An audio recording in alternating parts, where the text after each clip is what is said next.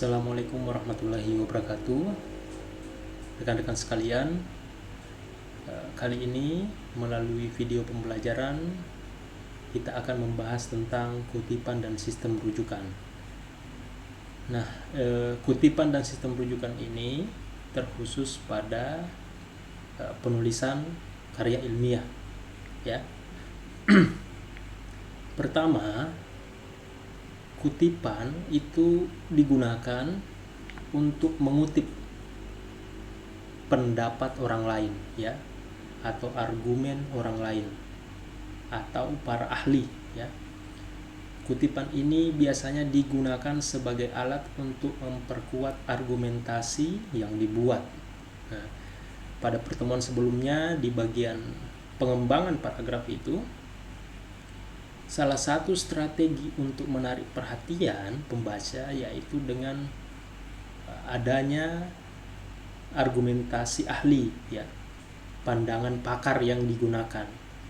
Nah, untuk menggunakan pandangan ahli tersebut, maka harus digunakan sebuah kutipan, ya. Pertanyaannya kemudian, bagaimana cara mengutip yang benar? Nah, kutipan terdiri dari dua jenis, kutipan langsung dan kutipan tidak langsung, ya. Kedua jenis kutipan ini bertujuan sama, yaitu meminjam pikiran orang lain untuk melengkapi tulisan kita tanpa menghilangkan penghargaan kita terhadap orang yang pikirannya kita pinjam. Ini yang harus ditekankan. Kenapa? Terkadang banyak sekali orang menggunakan pikiran atau argumentasi orang lain, tapi dia menghilangkan atribut terhadap pemilik argumen atau pendapat yang dia kutip. Nah, hal ini biasanya disebut dengan plagiasi, ya. Jadi terkadang orang copy paste kemudian dimasukkan ke dalam karya ilmiahnya. Nah, itu tidak bisa dibenarkan, ya. Jadi orang sudah belajar, ya, berpikir. Nah, berpikir itu bukan persoalan gampang, ya, tapi prosesnya lama dan tentunya tidak mudah. Nah, tentunya usaha-usaha orang lain tersebut kita harus hargai dengan tidak menghilangkan atribut terhadapnya, ya. Jadi tindakan plagiasi itu atau mencomot, ya, pikiran orang lain itu merupakan tindakan kriminal, ya. Jadi tolong ini diperhatikan. Nah, kutipan langsung. Jadi ada dua jenis kutipan langsung dengan kutipan tidak langsung.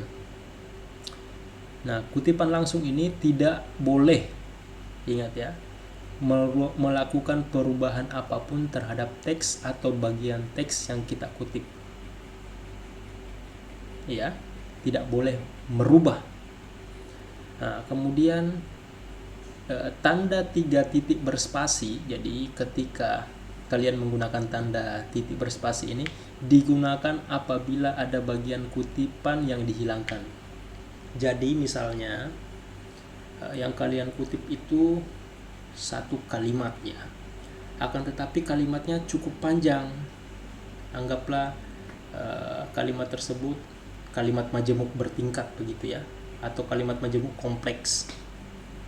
Nah, kalian hanya butuh kira-kira pernyataan atau inti dari kalimat tersebut.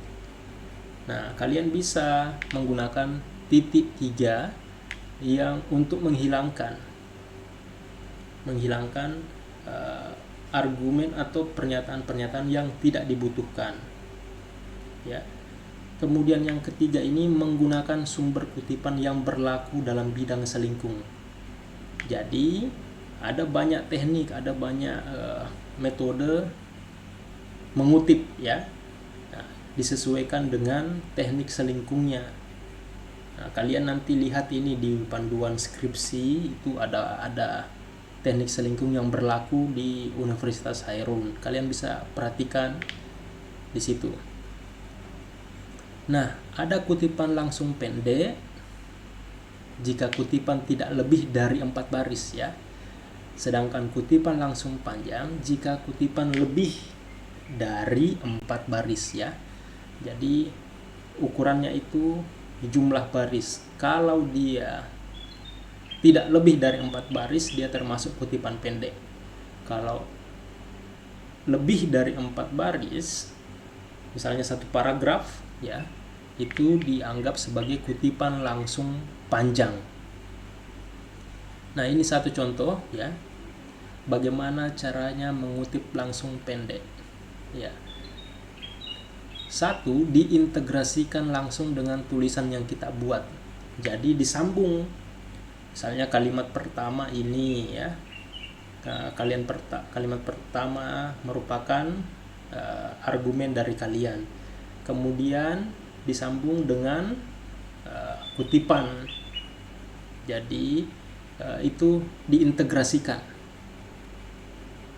Contohnya, jangan lupa sumber kutipan ya. Contoh kutipan pendek ini seperti sistem menurut Kadir A, ini sumbernya ya. Sumber kutipan ini yang berwarna hitam adalah sekumpulan elemen yang saling terkait atau terpadu yang dimaksudkan untuk mencapai tujuan ya, atau senada dengan yang dikatakan Jogianto ya, dan lain-lain sebagainya sampai di Lajemudin. Ini satu kutipan pendek ya, jadi hanya satu kalimat. Oke ya, itu kutipan pendek. Jadi dia harus bersambung dengan kalimat kalian. Nah, adapun kutipan langsung panjang, dia dipisahkan dari teks kita dengan spasi dan ukuran huruf yang lebih kecil. Ingat, jadi mungkin kalimat kalian yang kalian susun sendiri ya, itu berpisah dengan kutipan yang panjang, dibuatkan paragraf khusus ya, dibuatkan paragraf khusus. Boleh diapit oleh tanda kutip atau tidak. Jadi boleh kalian gunakan tanda kutip, bisa juga tidak ya. Cantumkan sumber kutipan. Ingat, sumber kutipan itu penting karena merupakan bentuk penghargaan terhadap pikiran orang lain. Nah, contoh ini ya, contoh kutipan langsung panjang. Jadi definisi sistem informasi ini kan kalimat kalian nih. Menurut Lajemudin, ini merupakan atribusi pikirannya siapa, adalah sebagai berikut. Nah, ini tidak bersambung. Dia dibuatkan satu paragraf khusus ya, tulisannya lebih kecil ya. Nah, begitu juga yang nomor 2 ini, Pernici 2006 halaman kelima, itu mendefinisikan Mobile Information System. Nah, ini dibuatkan satu paragraf khusus ya, jadi tidak bersambung setelah kata adalah (2). Oke ya, jadi paham ya, kalau kutipan pendek dia bersambung, terintegrasi dengan kalimat yang kamu buat, sedangkan kutipan langsung panjang itu dia berpisah. Oke. Nah, itu tadi kutipan langsung. Sekarang kutipan tidak langsung ya. Ciri-ciri kutipan tidak langsung itu ada 4. Diperkenankan untuk menggunakan kata-kata kita. Jadi sebuah kutipan itu kita ambil ide pokoknya dan kita olah menggunakan kata-katanya kita sendiri ya. Kata-katanya kita sendiri. Kemudian diintegrasikan dengan teks. Jadi bersambung dengan teksnya kita. Tidak diapit oleh tanda kutip ya, tidak menggunakan kata kutip. Dan ingat, selalu menyertakan sumber kutipan. Kamu kutipnya di mana? Di mana dan siapa? Ya. Jadi kita bisa mengubah kata-katanya, tetapi ide pokoknya itu tidak. Ya. Oke. Nah, sumber kutipan mutlak. Ingat ya. Sumber kutipan itu harus dicantumkan. Ini yang saya sebutkan tadi di awal ini. Kalau tidak dicantumkan, maka terindikasi plagiarisme. Ada banyak itu. Setelah sudah siap ujian, tapi sebelum ujian harus dicek dulu plagiasinya. Ternyata ada banyak pendapat orang lain yang diklaim seolah-olah itu pendapatnya. Padahal bukan, ya. Bukan. Itu pendapat orang, tiba-tiba diklaim seolah-olah dia yang berpikir, ya. Nah, ingat, menghargai pikiran orang lain. Ya. Itu bisa kalian bayangkan kalau kalian di posisi mereka. Kalian kuliah, ya. S1-nya 4 tahun, kemudian lanjut S2, kemudian menjadi dosen atau menjadi peneliti, lanjut ke S3, ya. Kalian menemukan sesuatu hal, kalian tulis buku, artikel dan lain-lain, tiba-tiba ada yang mengklaim bahwa itu karyanya, ya. Itu pikirannya, itu bagaimana, itu perasaannya, ya. Jadi kita harus menghargai pikiran orang lain, ya. Kita tidak perlu membayar, cukup mencantumkan nama, sumbernya di mana, siapa yang menyatakan, ya rekan-rekan, ya. Saya tidak bisa mentolerir, ya, tindakan mahasiswa kalau saya berikan tugas itu, ya, tugas akhir nanti mungkin membuat sebuah esai di mana di dalamnya ada kutipan tetapi dia tidak mencantumkan kutipan, atau bahkan semuanya di copy paste, cuma ganti nama bahwa ini karyanya. Itu saya tidak bisa mentoleransi, ya. Kalian harus ingat itu. Oke. Baik rekan-rekan, itu pembahasan kita mengenai sumber kutipan, ya.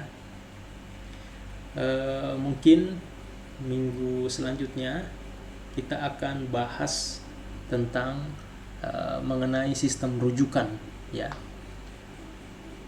Saya harap penjelasan ini cukup dimengerti, dan untuk pertanyaan-pertanyaan mungkin bisa disampaikan melalui WhatsApp group, ya. Bisa ditanya atau melalui virtual kelas, ya. Saya cukupkan sampai di sini. Terima kasih. Assalamualaikum warahmatullahi wabarakatuh.